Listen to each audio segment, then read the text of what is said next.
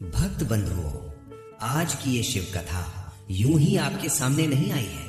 कहते हैं ना, जब महादेव किसी भक्त पर कृपा करना चाहते हैं तो उसे किसी ना किसी रूप में अपनी ओर खींच ही लेते हैं। और आज आप इस कथा को सुनने आए हैं, इसका मतलब है कि भोलेनाथ ने आपको बुलाया है। भक्त बंधुओं, आज की कथा को यदि कोई भक्त पूरे मन से, पूरे ध्यान से और बिना बीच में छोड़े सुन लेता है तो उसके जीवन में एक अद्भुत परिवर्तन शुरू हो जाता है। ये बात सिर्फ मान्यता नहीं, अनुभव है। करोड़ों शिव भक्तों की गवाही है। पुराणों में वर्णित है कि जब कोई व्यक्ति सच्चे मन से महादेव की कथा सुनता है तो उसके परिवार की आयु बढ़ती है, घर में देवताओं का वास होता है और जो दुख, जो कष्ट, जो परेशानियां उसके परिवार को सालों से घेरे हुए हों, वे धीरे धीरे पिघलने लगते हैं।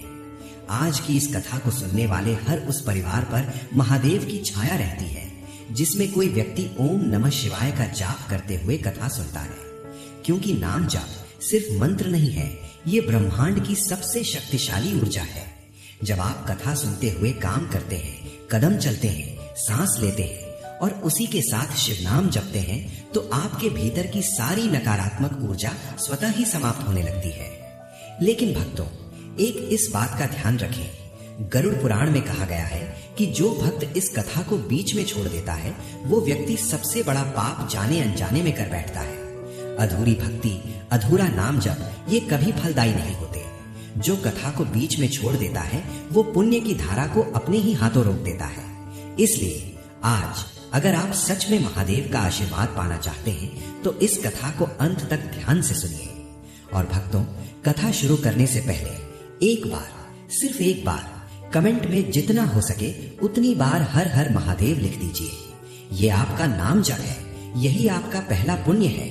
कमेंट में महादेव का नाम लिखने से आपके घर में ऊर्जाएं सक्रिय होती हैं, लाइफ में रुके हुए कामों में हलचल शुरू होती है और सबसे बड़ी बात, आपका लिखा हुआ हर हर महादेव किसी और भक्त की स्क्रीन पर जाएगा और उसके अंदर भी भक्ति जागेगी और उसका पुण्य भी आपको मिलेगा।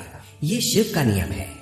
और भक्तों, अगर आपने अभी तक इस कथा को लाइक नहीं किया तो तुरंत कर दीजिए, क्योंकि जितना ज्यादा ये कथा भक्तों तक पहुंचेगी उतना ज्यादा पुण्य आपको लौट कर मिलेगा। ये कथा सिर्फ एक वीडियो नहीं, ये ऊर्जा है। आपका एक लाइक किसी और के घर में रोशनी ला सकता है और उसका लाभ आपको वापस दुगुना मिलता है। यही शिव की कृपा है।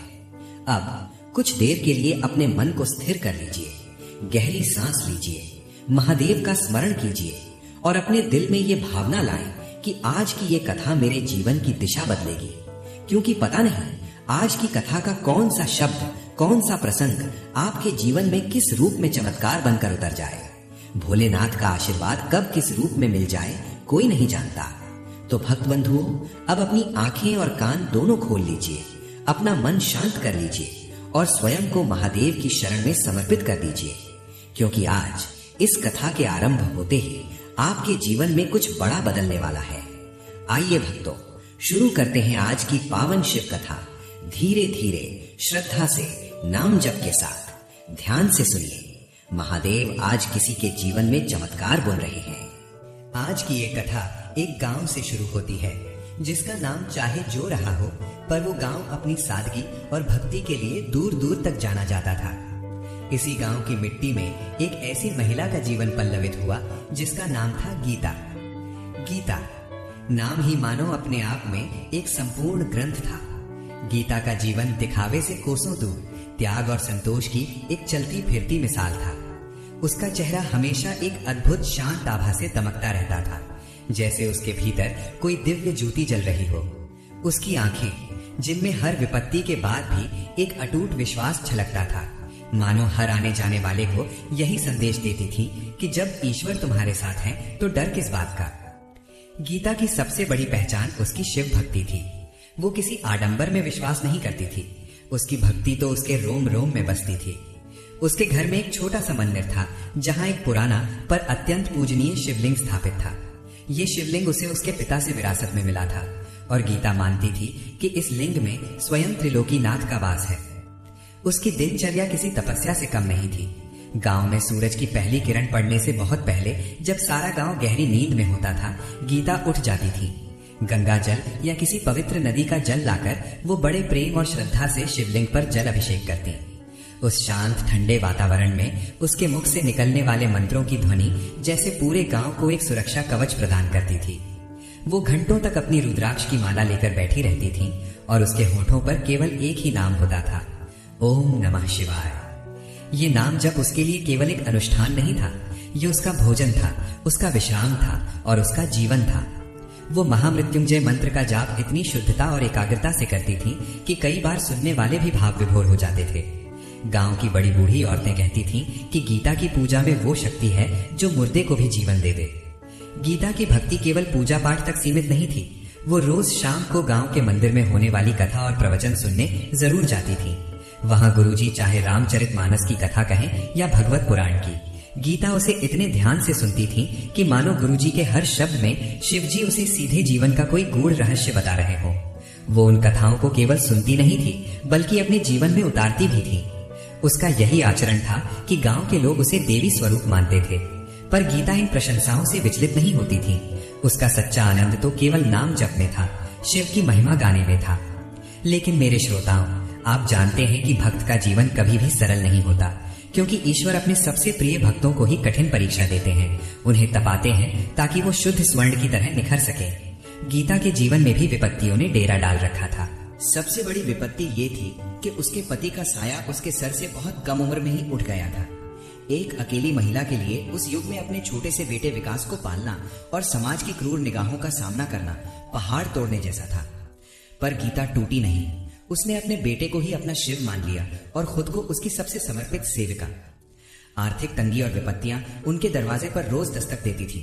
कभी लगातार बारिश से फसल तबाह हो जाती, तो कभी अचानक घर में कोई बीमारी आ जाती जिसका इलाज कराना भी मुश्किल हो जाता। कई बार तो घर में अन्न का एक दाना भी नहीं होता था। ऐसे समय में जब कोई साधारण व्यक्ति टूट जाता, गीता और भी अटल हो जाती। जब भी उसके पास कोई रास्ता नहीं बचता, वो अपने मंदिर में जाकर शिवलिंग के सामने बैठ जाती। वो घंटों तक आंसू बहाती, पर उसके मुख से एक भी शिकायत नहीं निकलती थी। वो बस आंखें बंद करके अपनी माला फेरते हुए एक ही नाम जपती, ओम नमः शिवाय। वो मानती थी कि ये विपत्ति भी भोलेनाथ की लीला है और वो इस परीक्षा को पार करके ही रहेगी। उसका विश्वास चट्टान की तरह अटल था।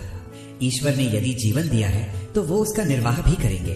उसका यही नाम जप और उसकी ये अटूट भक्ति ही उसकी सबसे बड़ी शक्ति थी। वो जानती थी कि उसके भोलेनाथ उसे कभी अकेला नहीं छोड़ेंगे। वो देखती थी कि कैसे विपत्तियां आती हैं पर शिव के नाम की शक्ति से छूकर गुजर जाती हैं। वो विश्वास करती थी कि भगवान शिव भक्तों को तपाते हैं पर अंततः उन्हें सोने की तरह चमकाते भी हैं। वो अपने बेटे विकास को देखती और सोचती कि ये बालक ही उसके जीवन का एकमात्र प्रकाश है। विकास भी अपनी माँ के संघर्ष को बहुत जल्दी समझने लगा था। वो देखता था कि उसकी माँ, जो इतनी कोमल और शांत है, कैसे इतनी बड़ी बड़ी मुश्किलों का सामना एक साध्वी की तरह कर लेती है। बचपन में ही उसने ये बात गांठ बांध ली थी कि वो बड़ा होकर अपनी माँ के सारे दुख दूर कर देगा। वो जानता था कि उसकी माँ की भक्ति कितनी गहरी है और उसका मन कितना कोमल है। गीता अपने बेटे को हमेशा जीवन का सबसे बड़ा उपदेश देती थी, बेटा, जीवन में सुख दुख तो आते जाते रहेंगे, ये तो समय का चक्र है, पर तुम बस धर्म के मार्ग पर चलना और शिवजी का नाम कभी मत भूलना। अगर तुम्हारा सहारा सत्य है और तुम्हारा विश्वास धर्म में है तो दुनिया की कोई भी विपत्ति तुम्हारा कुछ नहीं बिगाड़ सकती। ये शब्द केवल उपदेश नहीं थे बल्कि गीता के जीवन का सार थे, जो उसने अपने संघर्षों से निचोड़ कर निकाले थे। समय के पंख लगे और विकास बड़ा हो गया। उसका मन अब अपनी माँ के लिए कुछ कर दिखाने को बेचैन था। वो जानता था कि गांव की सीमित आय से वो अपनी माँ को वो सुख नहीं दे पाएगा जिसकी वो हकदार है।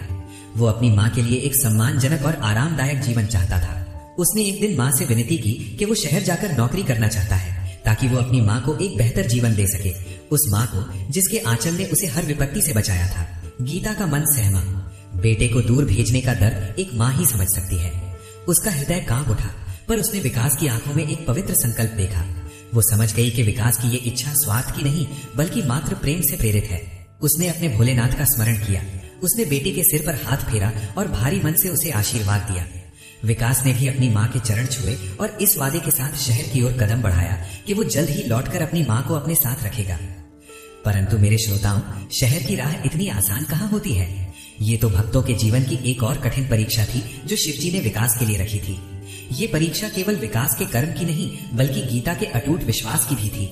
विकास, जो अपनी माँ के लिए बड़े बड़े सपने लेकर शहर की ओर बढ़ा था, उसे जल्द ही एहसास हुआ कि गांव और शहर के जीवन में जमीन आसमान का अंतर है। गांव में जहां आपसी स्नेह और सरलता थी, वहां शहर में हर तरफ भाग दौड़, अकेलापन और गला काट प्रतिस्पर्धा थी। उसकी उम्मीदें पहले ही हफ्ते में टूटकर बिखरने लगी। उसने हर दफ्तर के दरवाजे खटखटाए।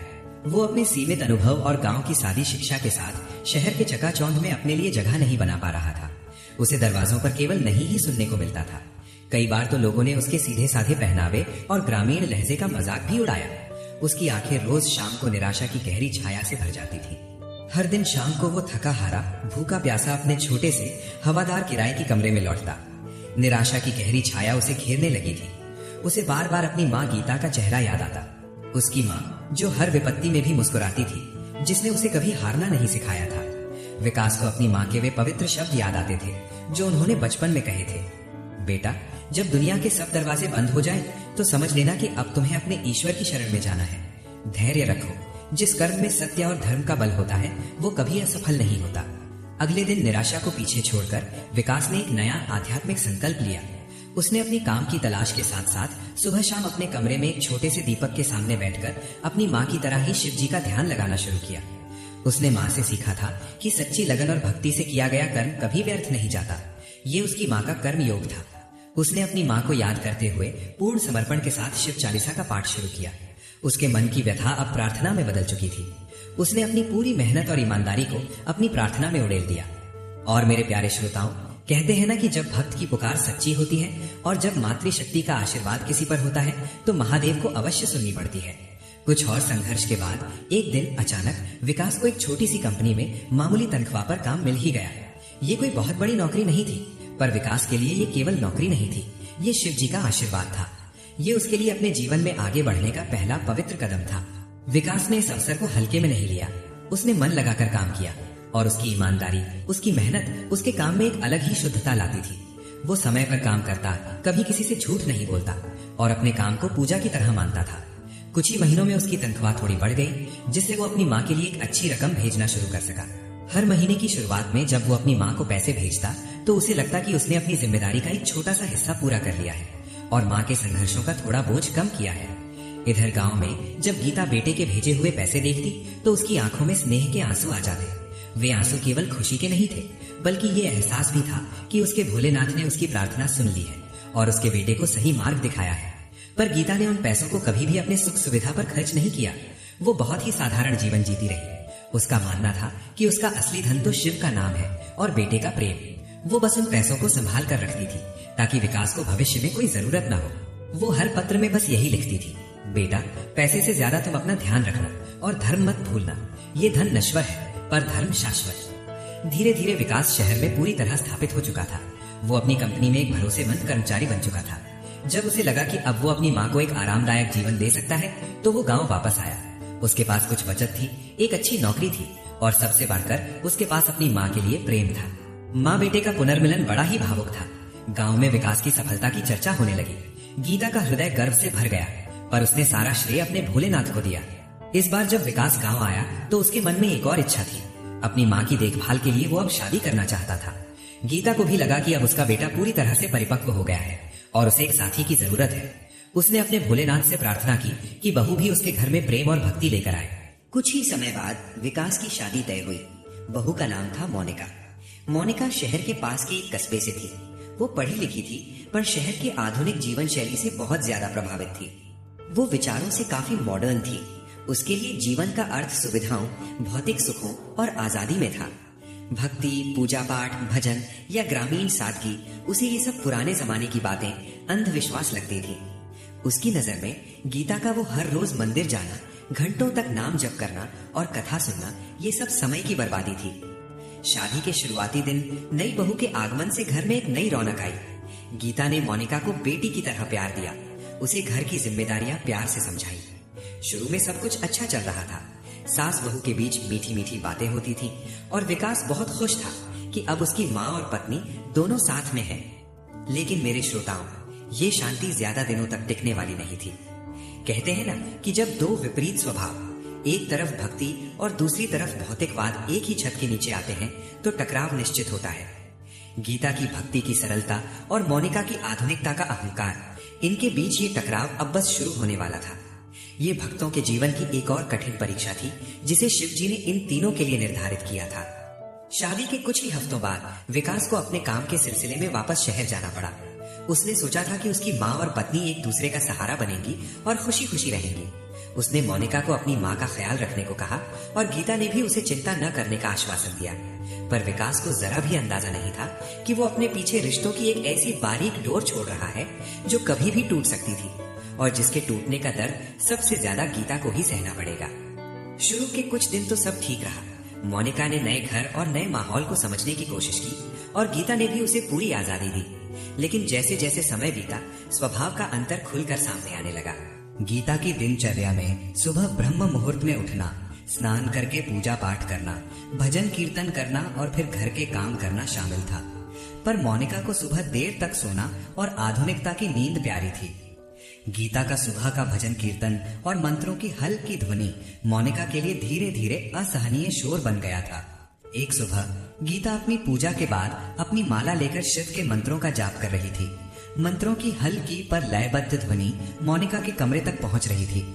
मोनिका झिल्ला कर उठी। उसके चेहरे पर साफ नाराजगी थी। वो बाहर आई और थोड़े कड़े स्वर में बोली, माँ जी, क्या ये सब आप थोड़ा धीरे नहीं कर सकती? मेरी नींद खराब होती है और वैसे भी ये माला लेकर सारा दिन बैठे रहने से क्या होता है? ये सब पुराने विचार हैं। काम करने से लक्ष्मी आती है, नाम जपने से घर नहीं चलता। गीता, जो शांत स्वभाव की थी, उसने पहले तो सोचा कि नई नई है, नादानी में बोल रही होगी। उसने मुस्कुरा कर कहा, बेटी, ये मेरा नियम है। ये जाप मुझे दिन भर की शक्ति देता है और मेरे मन को शांत रखता है। तुम चिंता मत करो, तुम आराम से सो, मैं और धीरे बोलती हूँ। पर मोनिका संतुष्ट नहीं हुई। उसे लगा कि उसकी बात को गंभीरता से नहीं लिया गया। ये पहली बार था जब भक्ति और जीवन शैली को लेकर सास बहू में अनबन हुई। ये अनबन धीरे धीरे रोज का विवाद बनने लगी। मोनिका को गीता का मंदिर जाना, गांव के भक्तों के साथ कथा सुनना और बार बार शिव जी की कृपा और कर्म का फल का जिक्र करना, ये सब रूढ़िवादी और पिछड़ापन लगता था। मोनिका की नजर में गीता का जीवन एक सफल जीवन नहीं था, क्योंकि उसके पास भौतिक सुख नहीं थे। मोनिका एक दिन अपनी सास से साफ साफ बोली, माँ जी, मैं शहर में पढ़ी हूँ। मैं तर्क और विज्ञान में यकीन करती हूँ, अंधविश्वास में नहीं।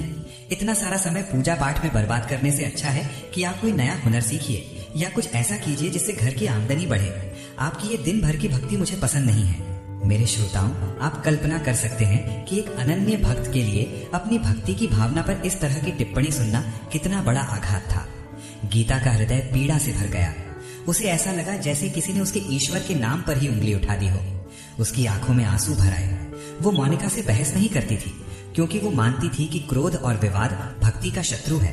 वो बस चुप हो जाती और अपने आंसू शिवलिंग के सामने बहाती थी। वो जानती थी कि मोनिका अज्ञानवश ये सब कर रही है। गीता की चुप्पी को मोनिका ने अपनी जीत मान लिया।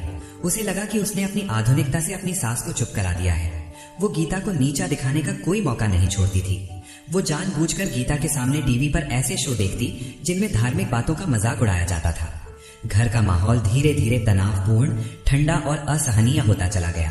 जहां पहले स्नेह और सम्मान था, वहां अब सिर्फ कड़वाहट और अनदेखी थी। ये विवाद एक दिन इतना बढ़ गया कि मोनिका ने एक भयंकर और क्रूर फैसला ले लिया। एक शाम जब गीता मंदिर से कथा सुनकर लौटी तो मोनिका ने कड़े शब्दों में और लगभग आदेश के लहजे में कहा, माँ जी, हम दोनों के विचार जरा भी नहीं मिलते। अब बहुत हो गया। मैं चाहती हूँ कि हम अलग अलग रहें। मेरा खाना पीना, मेरा रहना सहना, अब सब कुछ अलग होगा। ये घर बड़ा है, आप आराम से रह सकती हैं। गीता का दिल टूट गया। जिस बेटे के लिए उसने जीवन भर संघर्ष किया, आज उसी के घर में उसे अलग कर दिया गया था। ये अपमान, ये अलगाव उसके लिए असहनीय था। पर गीता ने एक भी शब्द नहीं कहा। वो चुपचाप कमरे में गई और अपनी कुछ जरूरी चीजें, एक खाट, कुछ बर्तन और अपनी शिव चालीसा की किताबें लेकर घर के एक छोटे से कोने वाले कमरे में चली गई। ये कमरा शायद ही कभी उपयोग होता था और ये बहुत ही छोटा था। अब घर में ये अजीबोगरीब स्थिति बन गई थी। सास और बहू एक ही छत के नीचे, पर दो अलग अलग दुनिया में।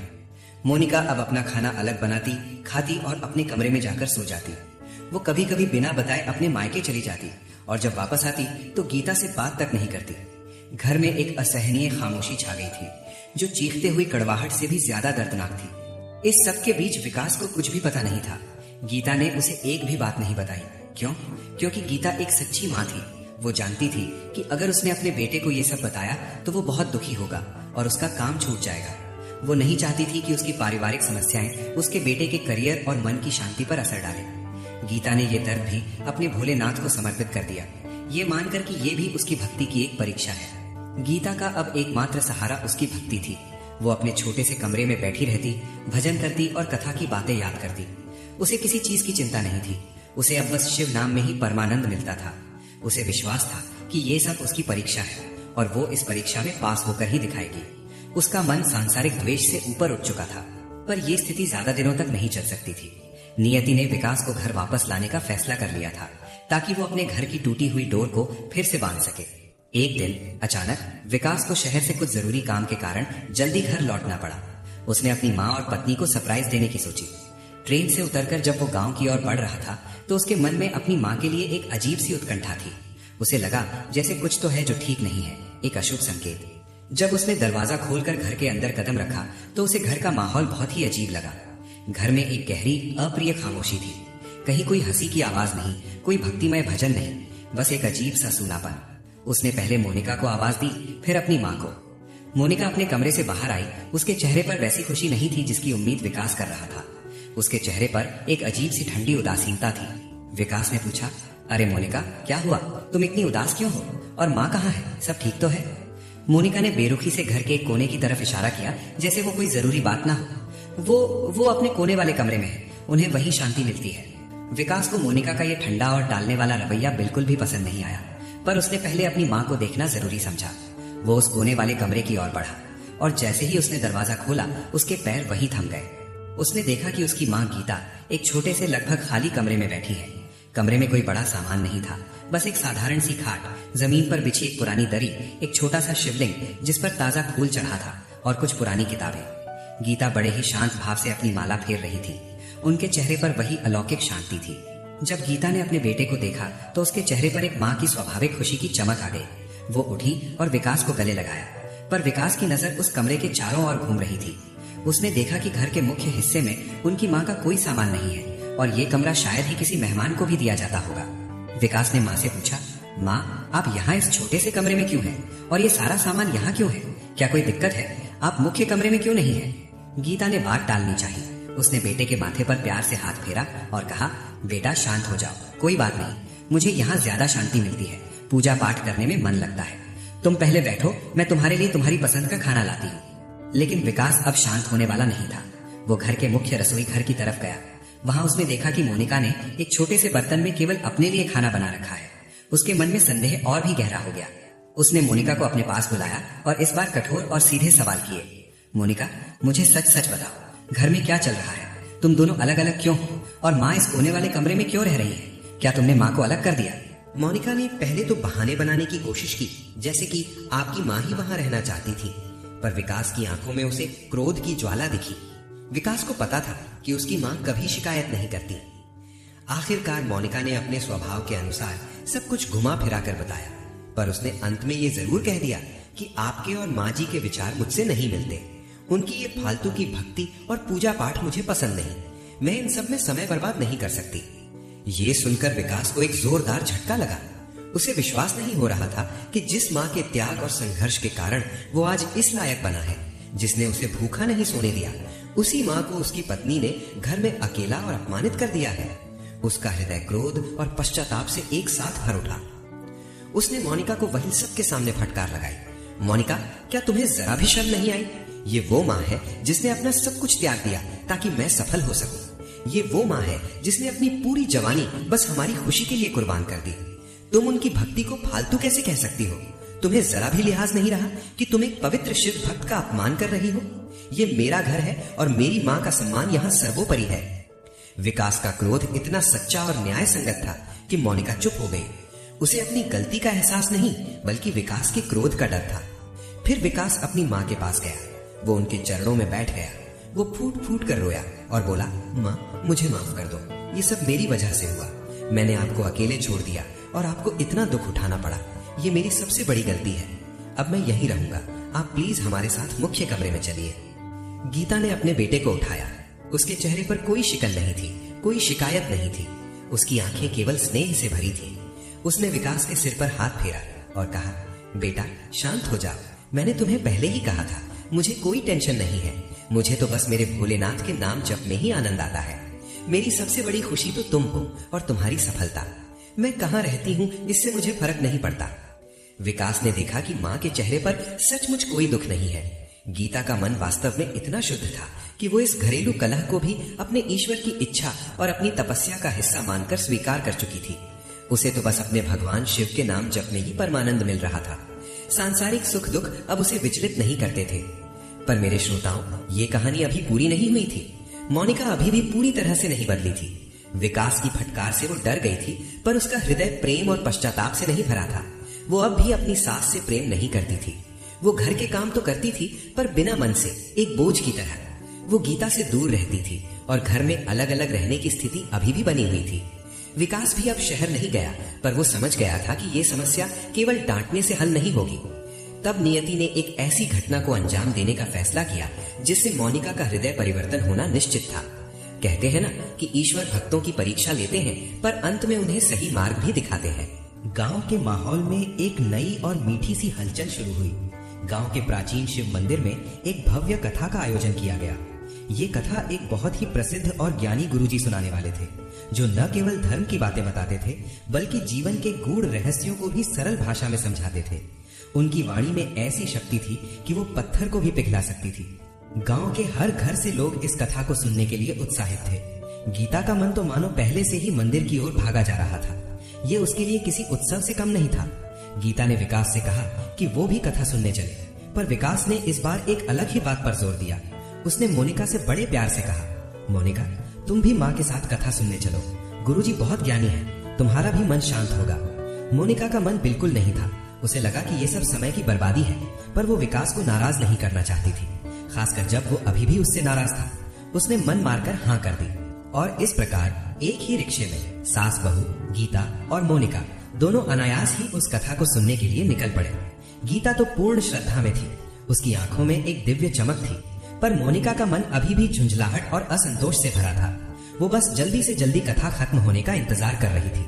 मंदिर का प्रांगण भक्तों से खचाखच भरा हुआ था। गुरुजी एक ऊंचे आसन पर विराजमान थे। उनकी वाणी में एक ऐसी शांति और मिठास थी जो सीधे हृदय को छूती थी। गीता तो अपनी आंखें बंद करके पूरी तरह से कथा में लीन हो गई, पर मोनिका अभी भी लोगों को देख रही थी और बार बार घड़ी देख रही थी। आज की कथा का विषय गुरुजी ने माँ का त्याग और संतान का कर्तव्य रखा था। गुरुजी ने अपनी कथा शुरू की और पहले ही पल से एक भावनात्मक माहौल बना दिया। गुरुजी ने कहा, मेरे प्यारे श्रोताओं, क्या आप जानते हैं कि दुनिया में सबसे बड़ी तपस्या किसकी होती है? वो तपस्या एक माँ की होती है। माँ, जिसका शरीर तो इस दुनिया में होता है, पर उसका मन हमेशा अपने बच्चे के चारों ओर घूमता रहता है। वो भूखी रह सकती है, पर अपने बच्चे को कभी भूखा नहीं रहने देती। वो रात रात भर जागकर आपके भविष्य के सपने बुनती है, पर आपको कभी अपनी थकावट नहीं बताती। माँ कभी शिकायत नहीं करती, क्योंकि उसका प्रेम स्वार्थ रहित होता है। गुरुजी की बात सुनकर मोनिका को एक तीखा झटका लगा। गुरुजी ने फिर एक माँ के दर्द की कहानी सुनानी शुरू की। ये कहानी एक ऐसी माँ की थी जिसने अपने बेटे को बड़ा करने के लिए हर तरह की विपत्ति सही, पर जब बेटा बड़ा हुआ तो उसकी पत्नी ने उस माँ को घर में अकेला छोड़ दिया और उसकी भक्ति का अपमान किया। गुरुजी ने उस माँ की पीड़ा का वर्णन इतने भावपूर्ण तरीके से किया कि सुनने वालों की आंखों में आंसू आ गए। उन्होंने कहा, ये माँ अपने बेटे को कुछ नहीं बताती, क्योंकि वो जानती है कि बेटे को बताने से उसका बेटा दुखी होगा। माँ की सबसे बड़ी खुशी उसकी संतान की खुशी होती है, भले ही इसके लिए उसे खुद ही दुख सहना पड़े। माँ की भक्ति, उसका पूजा पाठ उसके लिए केवल समय काटना नहीं होता, बल्कि ये उसकी मानसिक शक्ति होती है जिससे वो आपके लिए संघर्ष करती है। गीता ने आंखें बंद कर ली थी। उनके चेहरे पर शांत भक्ति थी, पर मोनिका के कान गुरुजी के हर शब्द पर टिके हुए थे। उसके सामने अचानक गीता का चेहरा घूमने लगा। वो गीता जिसने कभी विकास को उनकी अनबन के बारे में नहीं बताया था।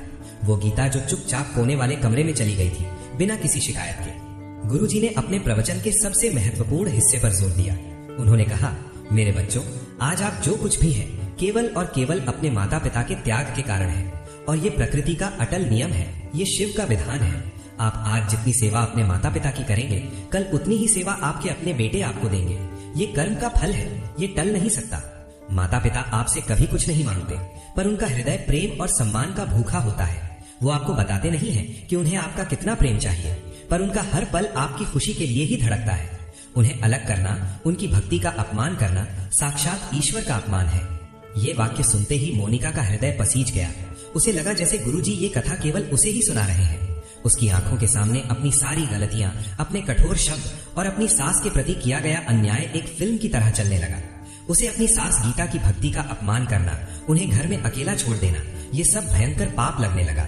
उसे एहसास हुआ कि उसने विकास की माँ के साथ कितना बड़ा अन्याय किया है। उसका अहंकार चूर चूर हो गया। मोनिका की आंखों से पश्चाताप के गर्म आंसू बहने लगे।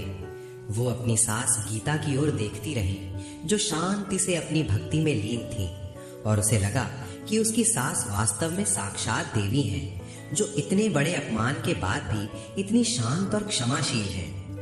कथा खत्म हुई, पर मोनिका पूरी तरह से बदल चुकी थी।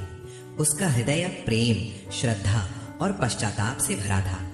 उसने मन ही मन संकल्प लिया कि वो अब अपनी सास को वही सम्मान और प्रेम देगी जिसकी वो हकदार है। वो चुपचाप अपनी सास गीता के पास गई और पहली बार सच्चे मन से उनके चरण छुए। मोनिका के माथे से गीता के चरण छूटे ही गीता का हृदय भर आया।